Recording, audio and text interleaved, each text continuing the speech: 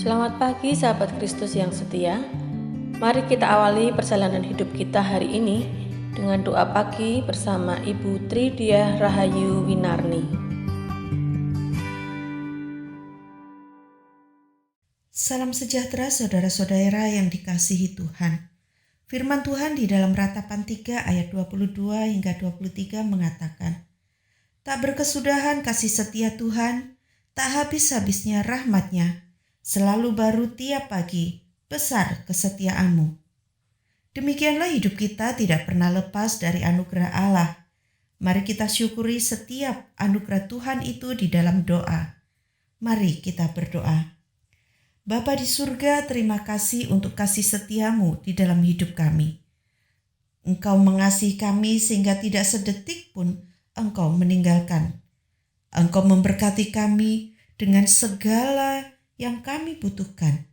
Bahkan apa yang tak terpikirkan, Engkau telah sediakan. Engkau bertindak tepat di saat kami membutuhkan pertolongan. Ampunilah kami jika seringkali kami menganggap kecil karya-Mu di dalam hidup kami, seolah-olah kami pun bisa melakukannya sendiri. Saat ini kami ingin belajar bergantung pada-Mu Tuhan, dengan belajar firman-Mu dan menyerahkan seluruh pergumulan hidup kami secara pribadi, gereja kami, dan bangsa kami. Kiranya Roh Kudus memimpin dan membimbing. Terima kasih ya Bapa. Di dalam nama Putra-Mu yang tunggal Tuhan Yesus Kristus, kami berdoa. Amin. Saudara, mari kita nyatakan pujian kita dengan menyanyikan Kidung Jemaat nomor 40, Ajaib Benar Anugerah.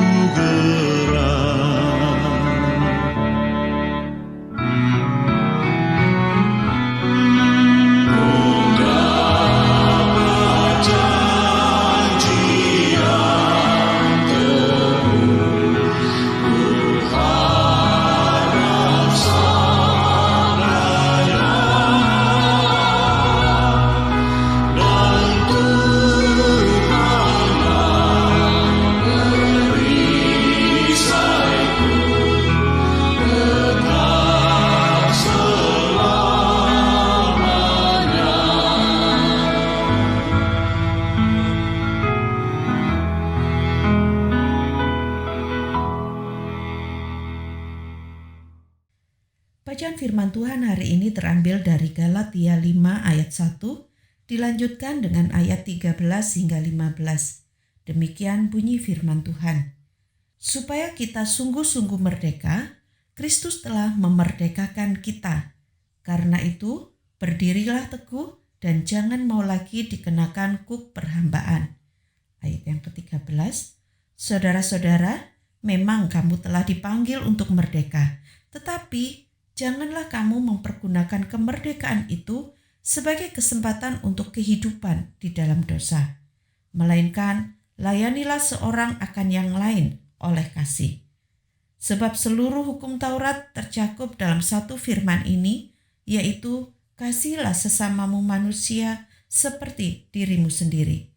Tetapi jikalau kamu saling menggigit dan saling menelan, awaslah supaya jangan kamu saling membinasakan. Sedemikian jauh pembacaan firman Tuhan. Berbahagialah setiap kita yang senantiasa membaca, merenungkan, dan melakukannya dalam kehidupan sehari-hari. Haleluya. Saudara yang terkasih, sepanjang bulan Agustus ini kita mendengar peki kemerdekaan di mana-mana, bahkan mungkin termasuk di dalam gereja. Untuk persekutuan siswa minggu lalu, siswa saya mengusulkan supaya temanya merdekakan hati. Usulannya ini didasarkan pada kenyataan bahwa di zaman yang sudah merdeka ini masih begitu banyak orang yang hatinya belum merdeka, tidak berani mengekspresikan diri, tidak berani berkarya sebagaimana potensi yang dimilikinya dan sebagainya. Hal ini membuat saya berpikir tentang kemerdekaan hidup orang Kristen.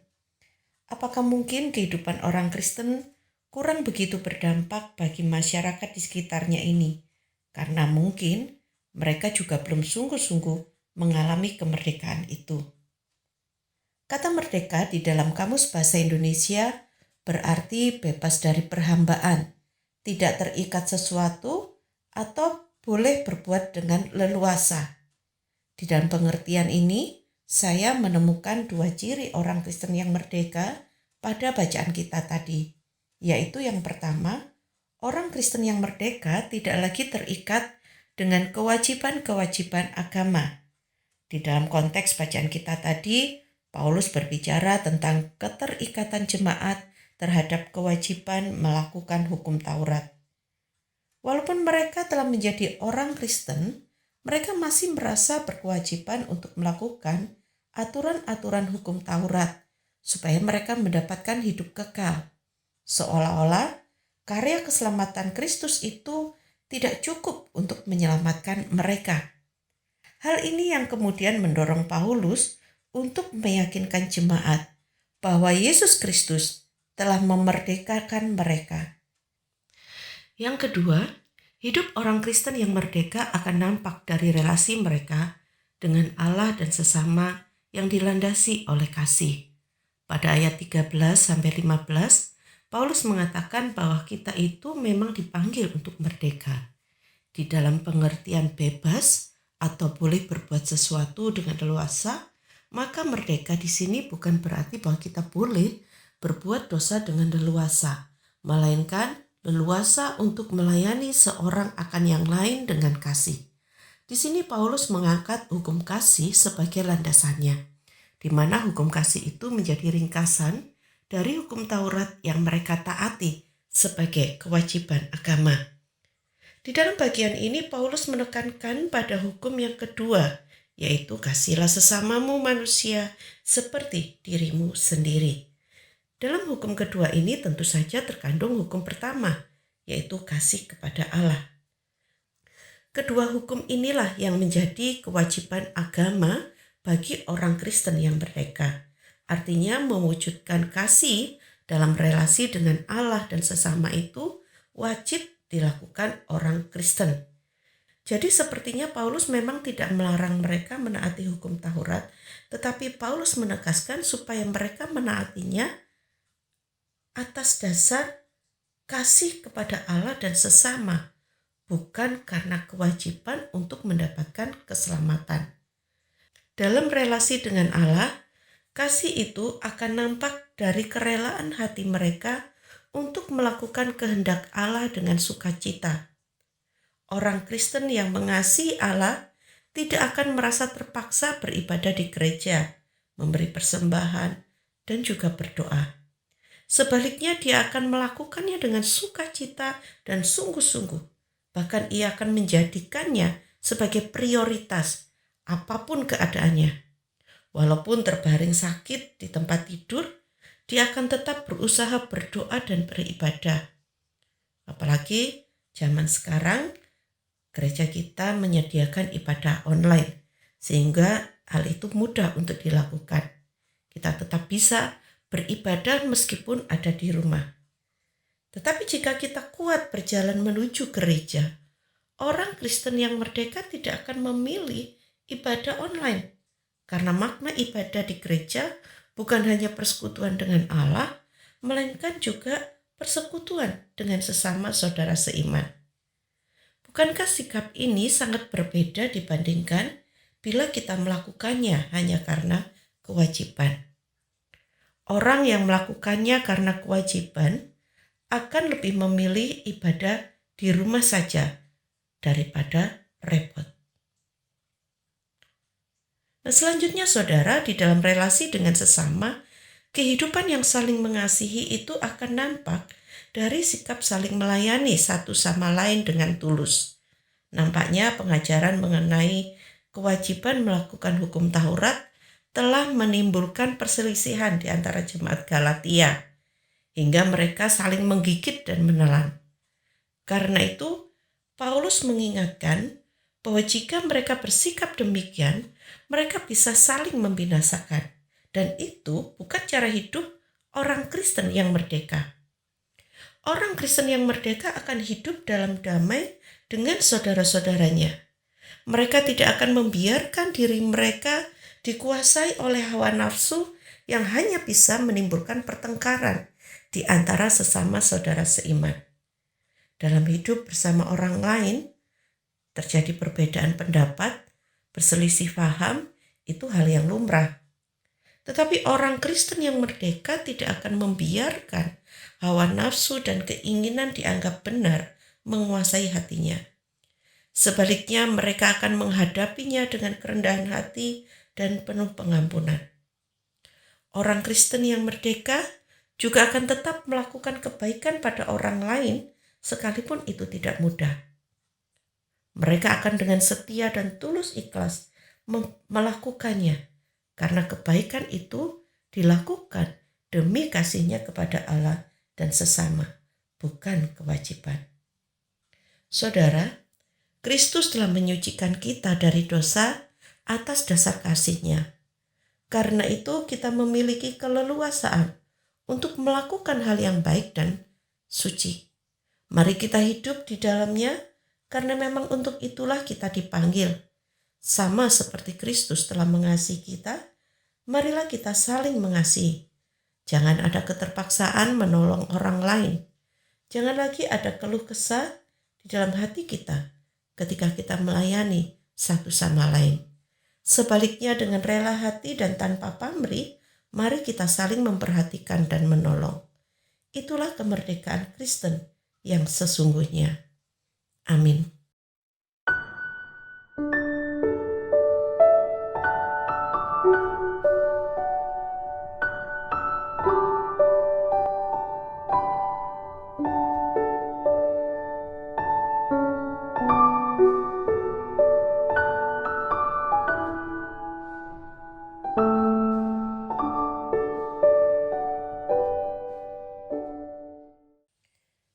Saudara yang terkasih, mari kita menyerahkan pergumulan hidup kita kepada Tuhan. Mari kita berdoa.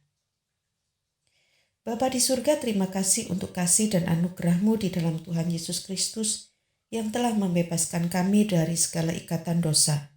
Oleh karenanya kami memiliki kemerdekaan untuk melakukan kehendak-Mu sebagaimana yang telah Engkau rancangkan bagi kami sejak semulanya ketika Engkau menciptakan kami. Bapa, mampukan kami untuk dapat hidup sesuai keberadaan diri kami sebagai orang merdeka, yang dengan penuh sukacita melakukan tanggung jawab kami sebagai anak-anak Tuhan, melakukan kebenaran, mengasihi sesama kami sebagaimana yang Tuhan kehendaki. Dengan demikian hidup kami dapat memuliakan-Mu. Bapa, pada saat ini kami juga ingin menyerahkan pergumulan hidup kami, gereja kami dan bangsa kami. Kami memohon kiranya Engkau berkenan pada permohonan kami. Kami menyerahkan kehidupan kami masing-masing yang syarat dengan berbagai persoalan, baik itu masalah keluarga, pekerjaan, atau pendidikan anak-anak kami. Bapa, kami mohon Engkau berkenan memberkati setiap upaya kami untuk dapat hidup lebih baik dari sebelumnya. Mampukan kami untuk hidup bersandar pada setiap pimpinan dan pertolongan-Mu saja untuk menghadapi setiap persoalan kami. Kami yang berkekurangan, kiranya Tuhan cukupkan. Kami yang membutuhkan pekerjaan, kiranya Tuhan sediakan. Anak-anak kami yang dalam masa pendidikan, kiranya Engkau akan berkati hingga meraih apa yang dicita-citakan. Mereka yang sakit, Tuhan sembuhkan. Yang lemah, Engkau kuatkan. Yang keluarganya mengalami keretakan, kiranya kasih Tuhan memulihkan mereka. Bapa, kami juga berdoa untuk gereja kami. Kiranya Engkau terus memberkati gereja kami, agar keberadaannya di tengah-tengah kota Malang ini dapat berdampak positif bagi kehidupan masyarakat kota Malang. Setiap pelayanan di dalam maupun keluar, kiranya Engkau berkati, agar semakin menumbuhkan iman jemaat dan menjadi berkat bagi masyarakat. Setiap pelayanan di dalam maupun keluar, kiranya Engkau berkati, agar semakin menumbuhkan iman jemaat dan menjadi berkat bagi masyarakat di sekitar gereja kami. Kami serahkan anak-anak-Mu yang terlibat dalam setiap pembinaan dan pelayanan, supaya Tuhan terus menjaga mereka dalam kesetiaan dan semangat untuk terus melayani Tuhan. Berkati kehidupan pekerjaan, pelayanan, dan keluarga mereka. Kami juga berdoa untuk kota Malang. Kiranya Tuhan terus memberkatinya menjadi kota yang aman, tentram, dan mengalami damai sejahtera Tuhan. Berkati pemerintahan kota dan Kabupaten Malang dalam setiap programnya dapat membuat kota Malang ini menjadi lebih baik dari sebelumnya. Kami juga menyerahkan bangsa dan negara kami ke dalam tangan-Mu. Dalam persiapan bangsa ini menghadapi pesta politik tahun depan, kiranya Engkau tetap menguasai situasi keamanan negara kami, supaya tetap aman, tentram, dan sejahtera tanpa dipengaruhi oleh masalah politik yang ada. Kami mohon Tuhan, Engkau menguasai hati para politisi, agar mereka melakukan peran mereka dalam persiapan pemilu ini dengan bijaksana dan bertanggung jawab. Kami rindu bahwa persaingan politik tidak membawa perpecahan bagi bangsa ini, melainkan semakin mempersatukan kami sebagai bangsa NKRI. Untuk setiap calon pemimpin yang telah disiapkan oleh para koalisi, kiranya Tuhan juga persiapkan mereka. Kiranya mereka sungguh-sungguh memiliki motivasi positif di dalam mengikuti pemilu ini. Dan kiranya Engkau yang akan menolong kami sebagai rakyat yang akan menggunakan hak pilih kami, agar dengan teliti memilih orang-orang yang tepat, yang sungguh-sungguh mampu memimpin bangsa ini menuju kehidupan yang lebih baik dan yang mencintai kemanusiaan. Demikian pergumulan kami ya Bapa. Pada akhirnya kami menyerahkan hidup kami hari ini ke dalam tangan pimpinan-Mu. Kiranya kasih Tuhan melingkupi kami hari ini dalam setiap aktivitas hidup kami. Kiranya Engkau memimpin setiap langkah kami agar hidup kami memuliakan-Mu. Di dalam nama Tuhan Yesus Kristus, kami menyerahkan seluruh doa kami. Amin. Kasih Tuhan mengiringimu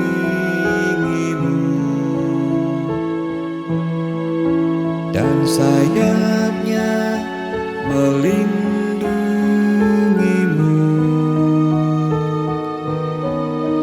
Tangan Tuhan pegang di dalam hidupmu. Majulah dalam terang kasih-Nya.